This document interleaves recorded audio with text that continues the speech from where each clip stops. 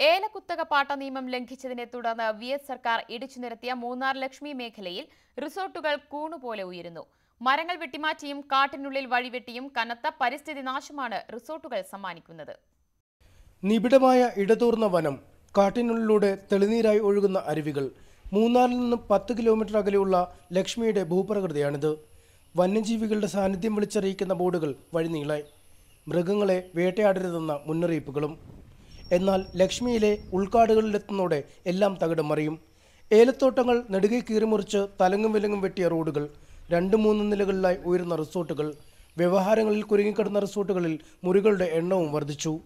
Thiruvanchoor Radhakrishnan revenue മന്ത്രിയായിരുന്ന കാലത്ത് നിർമ്മാണം നിലച്ച റിസോർട്ടുകൾ നിർമ്മാണം പൂർത്തിയാക്കി പ്രവർത്തനവും ആരംഭിച്ചു. ഏലക്കുത്തകപ്പാട്ട നിയമം ലംഘിച്ചതിന് പൊളിച്ചു മാറ്റിയ B6 റിസോർട്ടും ലക്ഷ്മിയിലാണ്. എന്നാൽ ഏലഭൂമിയിൽ പാറ പൊട്ടിച്ചാൽ പോലും കേസെടുക്കുന്ന റവന്യൂ ഉദ്യോഗസ്ഥർ ഇവിടേക്ക് തിരിഞ്ഞു നോക്കിയിട്ട് പോലുമില്ല.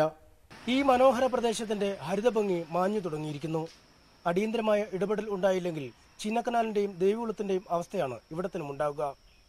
ലക്ഷ്മിയിൽ നിന്നും ക്യാമറമാൻ ലിബിൻ കെ ഉമ്മനൊപ്പം MS അനീഷ് കുമാർ, News 18.